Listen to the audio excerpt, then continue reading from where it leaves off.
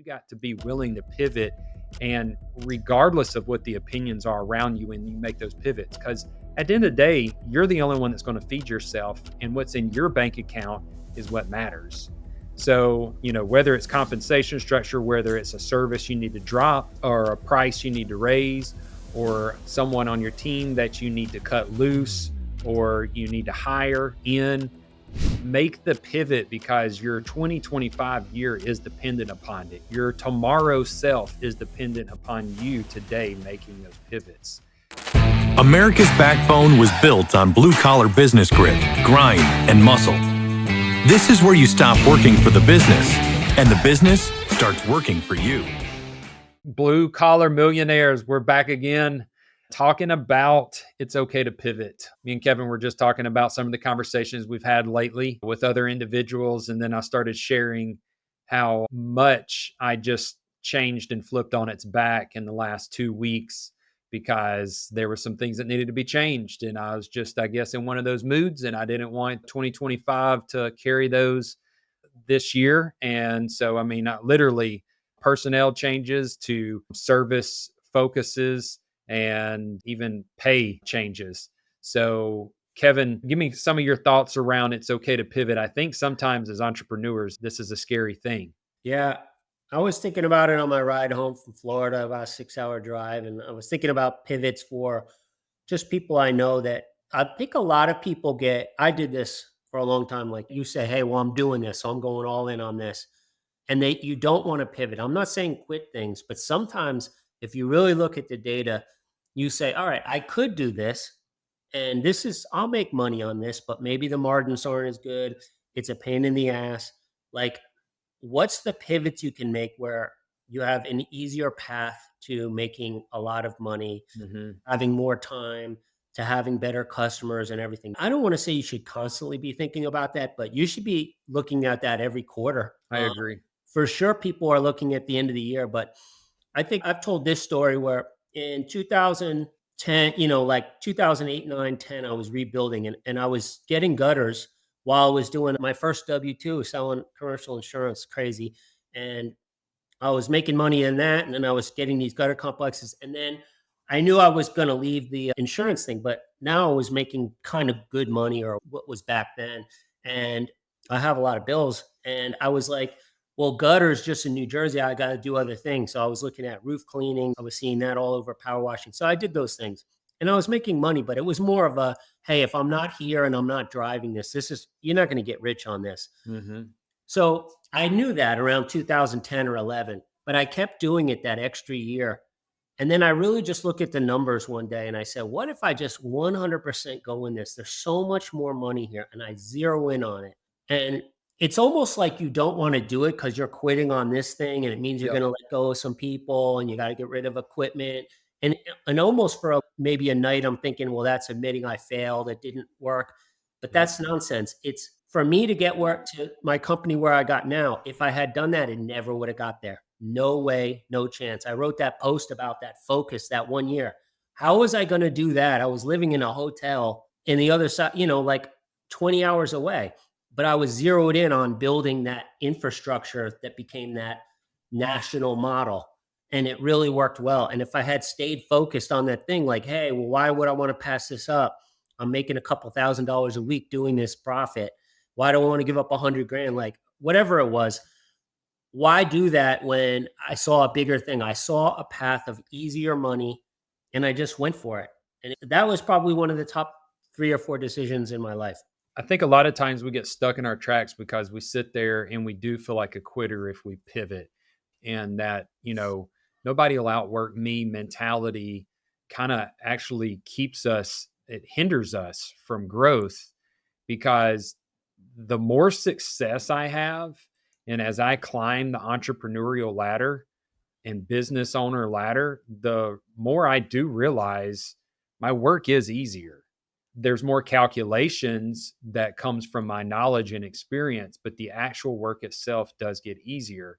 And I used to think, well, I got to make this work. I got to make this work because if I'm just going to repeat the same domino effect in my next one if I don't make this work. But the reality is, if you'll leave that little irritation until you can see the mathematical path out of it, then at some point there will be a pivot. I've changed compensation structures with my performance pay 4 times in the last 3 years because I see a better way after 6 months to a year. And I'm like, okay, this needs an adjustment. And you know what? It's kind of become a joke. Now, at this point, I've only had in my crew that's experienced those performance pay adjustments. I've only got one that's gone through all four. But when I did the third one, there was one that had been through three, and he started chuckling and made a kind of sarcastic remark. And I said, hey, buddy, this is small business and this is entrepreneurial. If you want a corporate life, you need to go find a different job Yeah. because that is the reality. In a small business, you got to do whatever is most efficient and you got to be willing to pivot. And regardless of what the opinions are around you, when you make those pivots, because at the end of the day, you're the only one that's going to feed yourself, and what's in your bank account is what matters. So, whether it's compensation structure, whether it's a service you need to drop or a price you need to raise, or someone on your team that you need to cut loose or you need to hire in, make the pivot because your 2025 year is dependent upon it. Your tomorrow self is dependent upon you today making those pivots. It's only a shame if you never hit your goal. And sometimes your goal is farther off. Sometimes it is a 3-year goal. Sometimes it does take you 5 years to get it. You think you'll get there in 12 months, but it takes you 3 years. But when you get there, it doesn't matter what the journey was like. You forget about all that. You forget about feeling like a failure because you arrived. That's right. You won't remember any of that. No.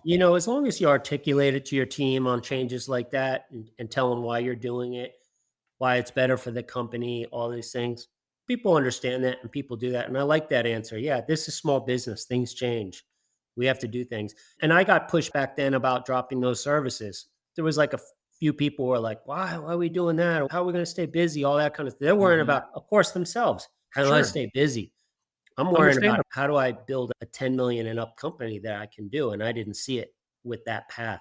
So I saw the vision and then I did it. And that's okay too. You have to figure it. And that could be also for marketing. I don't think bailing on marketing after 2 weeks is a good idea. No. But once you get a lot of data and you say, okay, this is what I'm doing.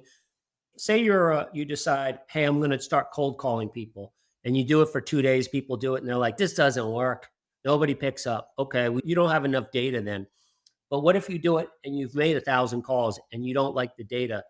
Then I would take the first step is, okay, let me look at how many calls, what's really happening. Is it my offer? Is it how I'm talking to them? Can I fix that? So I'm always looking to fix those things first. And then if I say, hey, this can work, but it doesn't work if I'm doing it. I'm too valuable to doing other things. Then I might Mhm. look to put somebody else in place on it. That's how I look at all those things. And then some marketing, you just like, this doesn't work for this service in this market. There's so much data here. These 2 or 3 things work better, then good. Go pour gasoline on the stuff that works. You don't I have to do everything. I think in test timelines, I would say 1,000, 100 in quantity is bare minimum, preferably 1,000. So, like if you're doing cold calls, cold email, direct mail, I think 1,000 should be bare minimum. And then for timeline, I feel like 90 days should be bare minimum for most because it kind of gets you through a season. If you think about the way the years are set up, you've got 4 seasons and 3 months is a quarter of your 12 months. So if you give it 90 days, you'll get a good snapshot of if this looks like it can work or if you need to churn and burn it.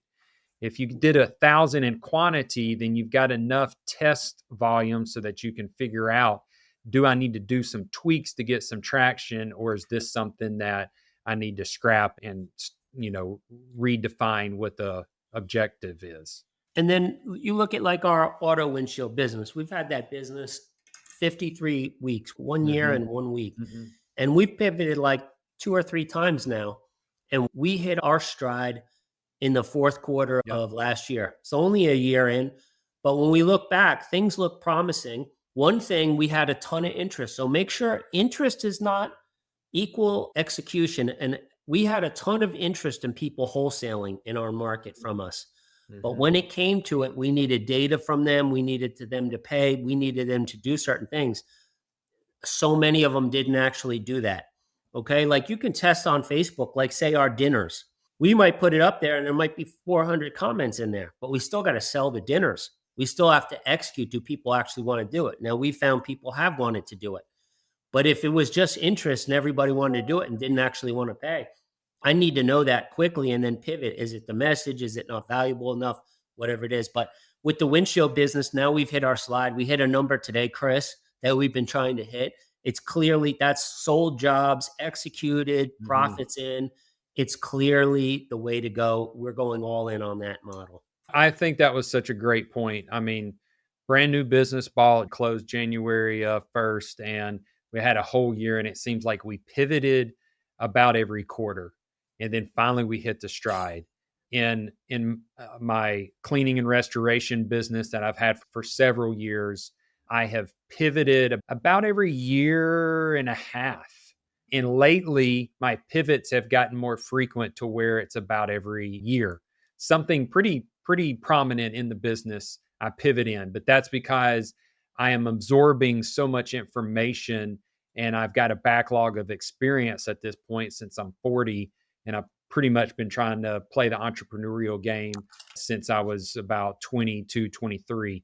So that knowledge allows me to realize, oh, this is not going to work. I don't need to waste any more time on it. Let's make a tweak and see how that produces.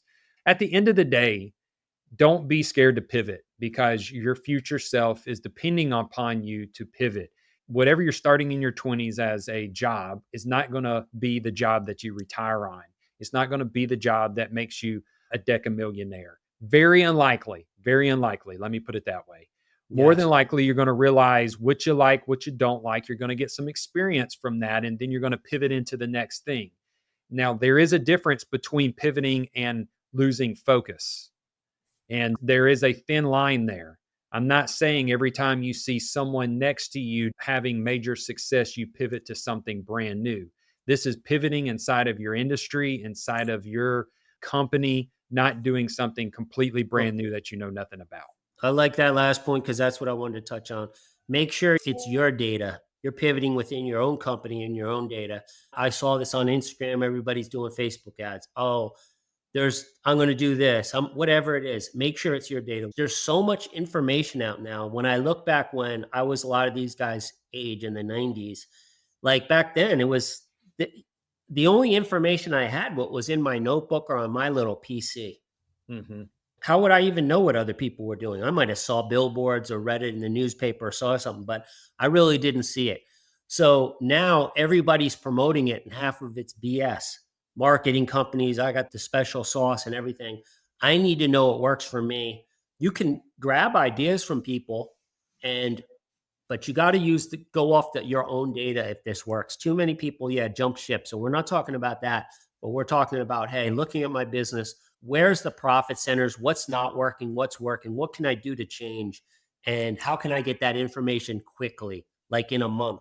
Mm-hmm. And like clearly, we were doing that where one of the advantages we have is we have a great fractional CFO and we're doing calls on Friday. So we're looking at all the marketing spend, how many leads come in, how many we're closing, all the percentages. If you're not doing that, you need to do that. Any small business can do that. I don't care if you're a one-man crew, two-man crew. I mean, I was doing that back in the 90s when I had a few guys cutting lawns. I knew what was working and what wasn't. That's what I was doing at night, checking it out. And it allowed me to pivot and say, this works, this doesn't. Yeah, back then I got yellow pages and it didn't work. If you're on the back of the yellow pages back then, you killed. I paid a lot of money and I did some of those mailer things, those value pack, the shit was garbage. And my stuff was basic flyers, knocking on doors, and I was cleaning up. If you want to look like a wizard, like a superstar, like you're just, you know it all, then track things and make decisions off of numbers, off of Yeah. information. So many people base it off of emotion and hope and pray with a shoot with the shotgun.